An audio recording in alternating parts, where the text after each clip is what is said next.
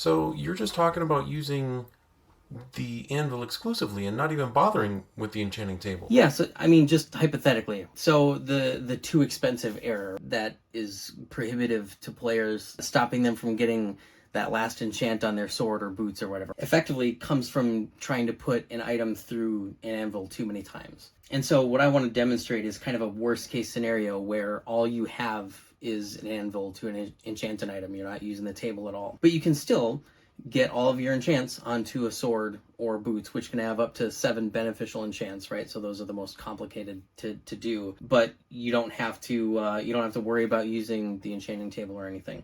So when you combine 2 items in an anvil, there are effectively 2 prongs to calculating the cost. So the first prong is, the second item in the anvil essentially gets sacrificed when you combine them, because that item disappears, it goes away, and then like whatever enchants were on it get imbued onto the first item. So the enchants that are on the second item that get sacrificed to go onto the first item, those enchants have their own independent cost, which we can talk a little bit more about later on. So that's one prong of the cost. The other prong of the cost is this hidden mechanic that the game doesn't allude to in any way. You have to look it up or research it or watch a video on it, which is the anvil counter. So essentially, this mechanic is a way of keeping players from just using the anvil over and over and over and over and over again, right? And it's fairly simple in the way that it works once it's been explained to you. So all the items that you can put into an anvil have this hidden counter on it.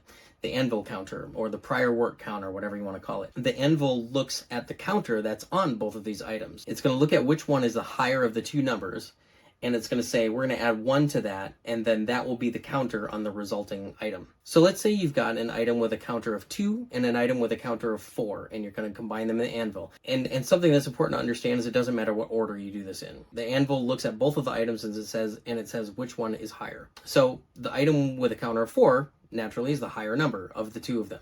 So it ignores the 2. Doesn't care what the other number is. It says, what's the higher number? Ignore the other number. Doesn't matter. It's going to add 1 to that 4 and say 5 is going to be the counter on the new item.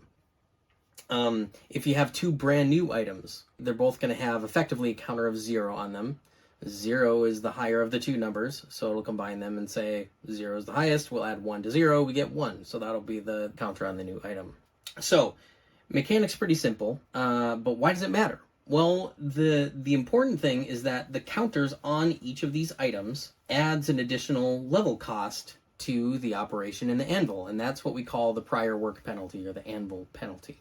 And usually it's this mechanic that is the one that becomes prohibitive for players because of how quickly it escalates in cost. So I actually have a chart here I can show you. So prior work penalties, and remember, each of these are additive. So if we think back to how there's 2 prongs, we have the cost of the sacrificed enchants, and then we have the anvil penalties on each of the items. Now, they each get calculated independently and then added together. But again, we look at these prior work penalties, so we can see, if they're brand new items, they're going to have a counter of 0, so it's going to add 0 levels to the cost.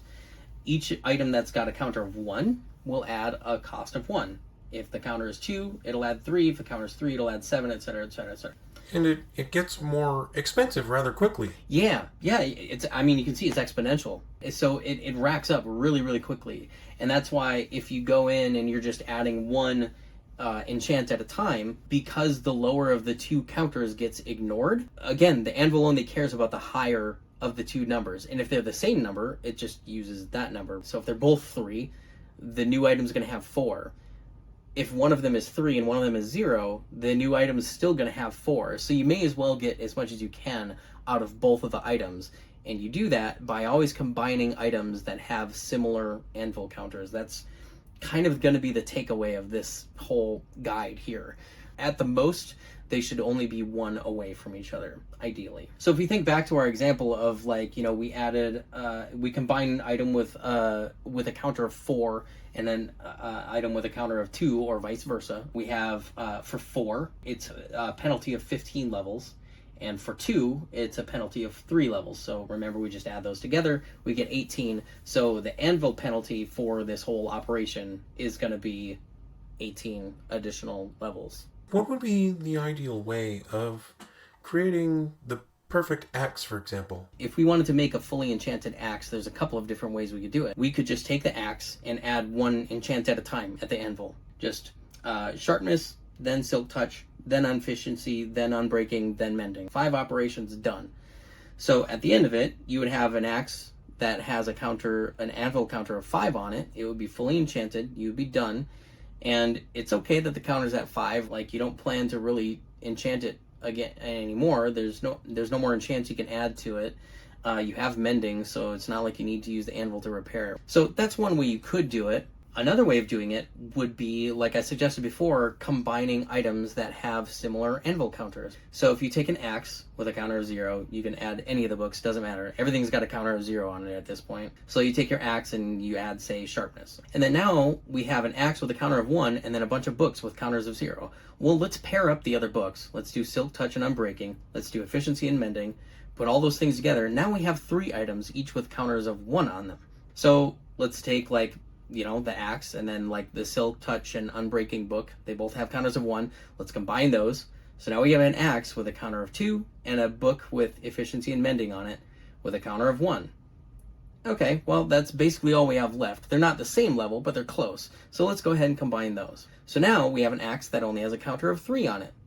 Now, at the end of the day, you can't really tell the difference between these 2 axes unless you're going to go enchant them again or repair them or whatever. But if we compare how much it cost to create these 2 axes, the level cost of the anvil penalties in the first example, where we just added 1 book at a time, there was 26 levels worth of anvil penalties. And in the second example, there's only 6 levels worth of anvil penalties. Now, the caveat there is that you are doing some more operations that involve sacrificing enchants like multiple times. So when you combine silk touch and unbreaking, you're sacrificing unbreaking once, and then when you sacrifice that combined book onto the axe, you're sacrificing unbreaking a second time. And so you're doing that with both unbreaking and mending with this series of operations, but that's only a couple levels for sacrificing those enchants more than once. You save a lot more levels by just combining items of similar anvil counters. Another way of thinking about it